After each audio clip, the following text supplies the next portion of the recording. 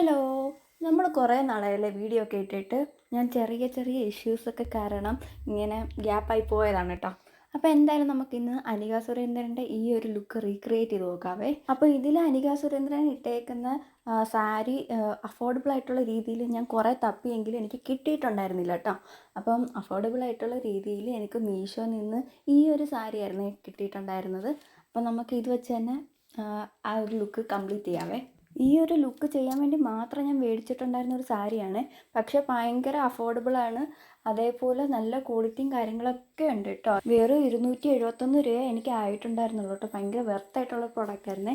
ഇത് ഇട്ടുകൊണ്ട് ഞാൻ ഉത്സവത്തിനൊക്കെ പോയിട്ടുണ്ടായിരുന്നു. പിന്നെ നമുക്ക് ഇത് സ്റ്റിച്ച് ചെയ്ത് ദാവണി പോലൊക്കെ ആക്കി അടിപൊളിയായിരിക്കും കേട്ടോ. അതുപോലെ ഞാനിപ്പോൾ ഇട്ടിരിക്കുന്ന ഈ കമ്മലുണ്ടല്ലോ, അത് കുറച്ച് ലെങ്തി ആയിട്ടുള്ളൊരു കമ്മലായിരുന്നേ. അത് ഞാൻ പണിഞ്ഞ് ഈ ഒരു ചെറിയ രീതിയിലാക്കിയതാണ്. എക്സാക്റ്റ് സെയിം കമ്മലാണ് കേട്ടോ എനിക്ക് കിട്ടിയിട്ടുണ്ടായിരുന്നത്.